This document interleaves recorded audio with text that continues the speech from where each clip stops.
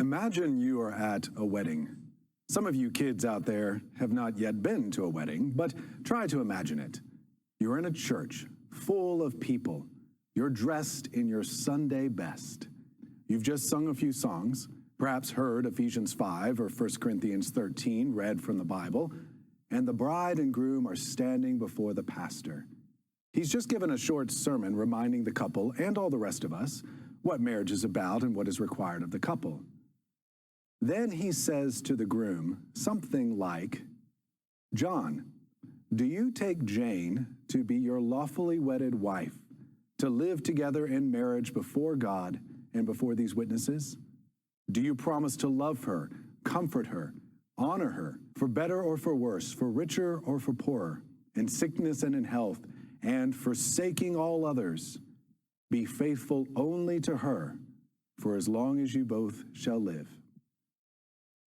Now, imagine that you fast forward in that marriage about 5 years. Jane is at home, starting to get dinner ready, her staple, simple dinner of broccoli chicken casserole. John comes home, walks through the door, and says excitedly, "Honey, I want you to meet someone." Jane walks around the corner, and there is John standing with a woman she's never met. "This is Janet. She's going to be my wife too and live here with us. I think you two will be great friends because you have a lot in common." How do you think Jane would respond? Well, if she didn't punch him right away, it would be something of a minor miracle. But all of you out there, even you kids, know that she'd rightfully be outraged and perhaps say or yell, "What are you thinking? Of course you can't marry another woman." John might respond, "Oh, sweetie, I don't love you any less. You'll still be my wife, and I'll do all the things that I've always done for you." "No," Jane would persist. "You vowed to forsake all others for me. That is how a marriage works. You don't share my affection with any other man, and I don't share yours." Now, if you were watching this, you'd probably be as upset as Jane and probably wondering what is going through John's head. If John continued to protest, I'm pretty sure you wouldn't say that Jane was being intolerant or cruel, proud, or unfair for digging in her heels and giving John the ultimatum, "It's either her or me. It can't be both and." There are some people in society who might think that Jane should have an open mind, but all of you, and still most of our society, would likely say, "That's crazy. Who would put up with a guy like that?" Marriage is the exclusive covenant between a man and a woman where both commit to one another for the rest of their lives, forsaking all others. That's the only way the relationship really works. Someone might say, "Well, weren't there men with more than one wife in the Old Testament?" Yes, but just because some of God's people did it doesn't mean God condoned it. And just look at how it ended up for Abraham, Isaac, Jacob, David, or Solomon, and you'll see that the Bible never condones it. It only messed up their lives because it's a relationship that only works when it's exclusive. The marriage relationship is a pretty good illustration of the first commandment. Remember, last week we started studying the 10 Commandments, seeing that we obey the commandments not so God will love us, like the elder brother in Jesus' parable of the prodigal son, and we don't run from them thinking that God's being mean to us or trying to spoil our good time, like the prodigal. We look to the Father, see his goodness, love, and trustworthiness, and we delight in his commandments. We obey because they keep us free, help us to become more like our Heavenly Father, bring us joy, and most of all, we obey out of gratitude for God's goodness to us and love by giving us Jesus. That's how God started the 10 Commandments, even for the Israelites, reminding them that he had already loved them and redeemed them. So as his redeemed nation, as his beloved bride, to use the analogy that God often uses in the Old Testament, this is how they are supposed to live in relationship with him, obeying out of gratitude and joy. Then he gives the very first commandment. You shall have no other gods before me. It's short, only 8 words in English, 7 in Hebrew, but it's packed. In fact, in a way, it is the key to unlocking the meaning of all the other commandments. As Martin Luther said in his teaching on the 10 Commandments, we don't break any of the other 9 without first breaking this one. It is the key to living a godly life, period. So, let's break it down and learn from it. Let's begin with the Children's Catechism question on it. It's simple, and yet I think it will help us remember what the whole commandment is about. What does the first commandment teach you? To worship the true God and Him only. As I mentioned last week, I challenge you to memorize that, families or adults using this individually. If you memorize it and dwell on what we're talking about, that simple answer can help bring back to your mind all that we're about to say. Other catechism questions will help us more with the details, but think of the Children's Catechism question like a smell that brings back to your mind a flood of memories. You all probably know what I'm talking about. When you smell a certain food, like a turkey cooking, that brings back to your mind a flood of Thanksgiving memories. Or the smell of a freshly cut pine that brings back to your mind a torrent of Christmas memories. The Children's Catechism question can be like that, the smell, so to speak, that brings back to our mind all the detail that we're about to learn. Now, also, as I mentioned last week, we're going to use a series of 4 questions to help us think about the commandments. And the first is about God. Before we start to think about what we're supposed to do, we need to think about what the commandment tells us about God. Listen to the Children's Catechism question again. To worship the true God and Him only. Westminster Shorter Catechism, question number 46. What is required in the first commandment? The first commandment requires us to know and acknowledge God to be the only true God and our God, and to worship and glorify Him accordingly. That word only in both of them is the key word we need to understand. The first commandment shows the exclusive place God has in our lives as God. Like John coming home to Jane, we cannot say to God, God, you are my God, but I also want to put my children, my freedom, my identity, and myself up there with you. Oh, I'll still worship you and do all the things that I've done for you, but I also want to give these other things my loyalty as well. Like Jane would have said to John, God says to us, it's those gods or me. You see, worshiping the true God is an either-or situation, not a both-and. We either worship God or we worship something else. He won't tolerate any other god taking a gram of our worship. Just like Jane rightfully wouldn't tolerate John giving up a smidgen of his husbandly love to any other woman. You see, Israel's frequent problem was that they wanted God to accept it as both and. They wanted to worship God with all the right sacrifices and holiness code, but also sacrifice to other gods like Baal and Dagon. The fancy word for this is syncretism, which means trying to worship more than one god at a time. Yet God would not tolerate that before His face. That's what the before me part means, by the way. As Westminster Shorter Catechism question 48 says, these words before me in the first commandment teach us that God, who sees all things, takes notice of and is much displeased with the sin of having any other God. This is why Jesus says, no one can serve 2 masters.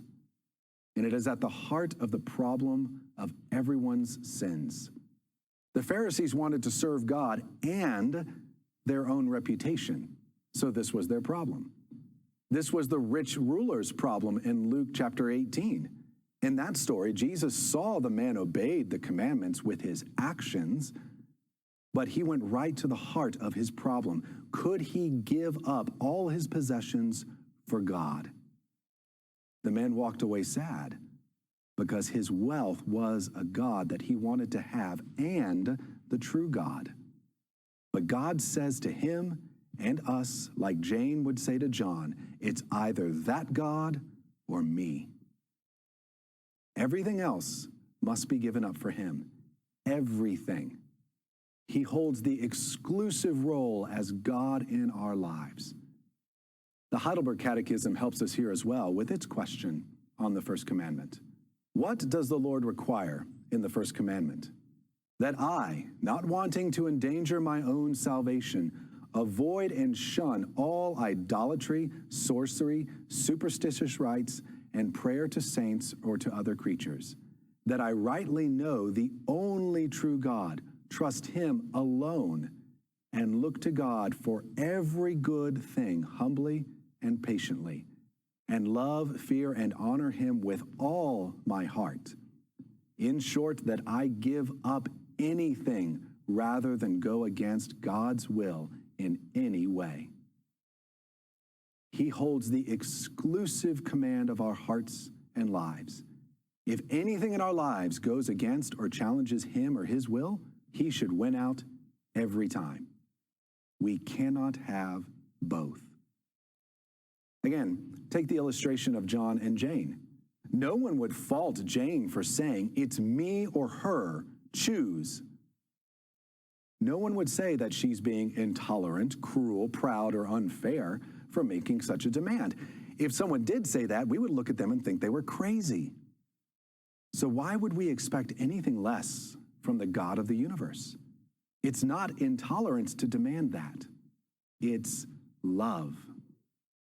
Of course, this doesn't mean that we hate all other things, but those things cannot have number one priority in our hearts and lives. They cannot be our everything. Only God can be our everything. And therefore, as the Heidelberg Catechism says, we should give up anything rather than go against him. What we're talking about here is, of course, idolatry. In fact, that's where the second question we can ask of the commandments comes in. What is God's will for me in this commandment? God's will is that we forsake all other gods for him alone, as John vowed to forsake all others for Jane. We forsake all idolatry, as the Heidelberg Catechism says, which means this command strikes us right in our hearts. A definition of an idol would be good to include here. This is Tim Keller's definition from his little book, Counterfeit Gods. An idol is anything so essential to your life that your life would hardly seem worth living if you lost it. A little shorter definition would be, an idol is anything more important to you than God, or even equally important to you as God. It is anything that challenges his exclusive role as our greatest trust, need, and delight. So if we say something like, X means everything to me, or I would die without X, I must have X. If I could just get X, then things would be okay. Well, whatever that X is, it is an idol. Our idols are not physical statues anymore, like they were with Israel. But when something challenges God's exclusive role as the most important thing in our lives, we're doing the same thing as the Israelites did. I mean, think about why they worshiped idols. First, they had the idea that if you worshiped the right God, you would get what you need to be safe, to be secure. So, if you need fertility for your crops so you could feel secure in your livelihood, you'd worship Baal. Well, we do that too. We don't call it Baal anymore.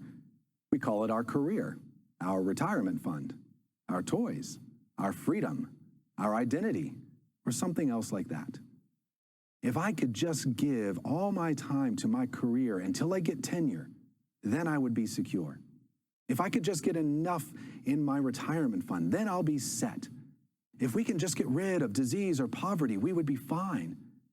If we just had true freedom, if I can just find the wife or husband, if I can just have a child, if I can just have that toy, Whatever it is an idol that we're worshiping and hoping it will give us security, just like they worshiped Baal. The Israelites often went to idolatry because you could see those gods, which made it easier to trust them. Now, we might laugh at that, but don't we do that too? We can see a well-behaved child. Kids can see their toys. You can see the total in your bank account. You can see your spouse. That makes it easy for them to challenge God's exclusive role as our greatest trust, need, and delight. And for the Israelites, it was so much easier to relate to their neighbors if they served their gods too. It was good for business, and it kept fights to a minimum. And we do that too. When your priorities are the same as your coworkers, it is so much easier to get along with them. When your beliefs don't go against the culture around you, it's so much easier to live in this nation. You know, no one in this country will care about what you believe so long as you have an "and" in there. God and sexual liberation. God and my political party. God and your faith is fine too. But whatever that "and" is, whatever makes us feel secure, whatever we trust or delight in more because we can see it, whatever is more important than God, or equally important, is an idol. Family, spouse, children, identity, race, reputation, sexuality, freedom, politics, rights, self-expression, success, self-esteem, comfort, dreams. None of those things are bad things in themselves. But if they challenge God's exclusive role as our greatest trust, need, and delight, they've become an idol that we worship instead of the only true God. And it's not egotism or intolerance for God to demand that we forsake those things for Him. It's love. It's love because this commandment was given for our good as well. That's the third question we need to answer to help us understand this commandment. What does it tell us about our good? What gift is held out to us in it? There are two things that I want to mention for this commandment. First, if God did let us do what we want and follow any God we choose, then we'd never ever do what we were created to do and never know true joy, the joy of being His child under His sovereign, loving, trustworthy care.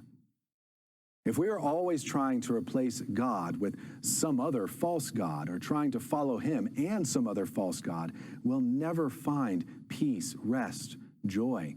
That's because none of those other gods can really satisfy us. They all promise to give us joy, peace, security, love, etc. But they never really do. It's like trying to satisfy your thirst with a soda or alcohol. The Coke commercials may promise satisfaction, but really only water can truly satisfy your thirst. All these other things promise to be what we can trust, need, or delight in, but they all fail us. So with this, God is not saying, worship me or else. He'd already redeemed the Israelites. He's already redeemed us. He's saying, worship me because I love you and am the only one who can truly satisfy your soul. As Augustine says in the very first paragraph of his Confessions, "Thou hast made us for thyself, and our hearts are restless until they rest in thee." Second, worshiping idols leads to all other sins and all pain, sorrow, and hurt that comes from them. As I mentioned earlier, Martin Luther pointed out that we never break any of the other 9 commandments without first breaking this one. And he's right. We lie because there's something we think the lie will get us, a false god we think we can't live without, reputation, money, comfort, etc. We kill with our anger, as Jesus defined it in Matthew chapter 5, because anger is an idolatry of the moment. That other person is keeping us from getting the false god we think we need, being seen as a good parent, control, our rights, or something else. We don't take advantage of the rest God gives us on the Sabbath because of idolizing a false god who we think should have more control over our time than God. Any sin we do because first we're worshiping an idol in our hearts that we have made more important than God. All the pain, suffering, inconvenience, stress, anxiety, and hurt that comes from our sin starts with breaking this commandment. So in giving us this commandment, God is saying, I'm not trying to rob you of joy. I'm trying to help you. It's good for you to obey. This is a gift, not a burden. Now, there's one last question we need to answer to try to help us understand this. And it is this: how do we fall short? And how does the gospel make us long to obey? This is where the gospel, Jesus, comes into and is the foundation of this commandment. You see, with the coming of Christ, this commandment can only be properly obeyed when we see it in light of him. Jesus is God incarnate. He himself said, I am the way, the truth, and the life. No one comes to the Father except through me. If you had known me, you would have known my Father also. Jesus is saying, when you have seen me, you have seen God. Which means if we do not worship him, we are not worshiping God. We can no longer speak of God correctly unless we speak of him as the Father of Jesus Christ. He is the one mediator. He is the radiance of the glory of God and the exact imprint of his nature. Every knee must bow to him, and every tongue confess that he is Lord. So if you don't know Jesus, you don't know the true God or worship him. If Jesus does not have the exclusive role as the most important and our greatest trust, need, and delight, then we are breaking this commandment. And yet, wonder of wonders, the very one who should hold our exclusive worship is the very one who shed his blood to pay for every single time we bow to an idol. The very one who could judge us for our worship of false gods is the very one who also obeyed and gave us his perfect record of never once breaking this commandment. If he has done that for us, shouldn't we be so thankful that we want to serve him alone? If he has done that for us, shouldn't it be obvious that he has our best in mind when he says, don't let your spouse, your child, your country, your self-expression, your identity, your race, your freedom, your rights, or anything else be the most important. They will all fail you, but I never ever will. You don't need them. I give you peace that flows from heaven. I give you strength in times of need. I will make sure your pain is never wasted, and I will deliver you safely to the home I have prepared for you. There your heart will find its treasure. I am yours forevermore. As we sang last Sunday in the wonderful modern hymn, Christ is mine forevermore. Come, rejoice now, O my soul, for his love is my reward. Fear is gone, hope is sure. Christ is mine forevermore. You think about that. Amen.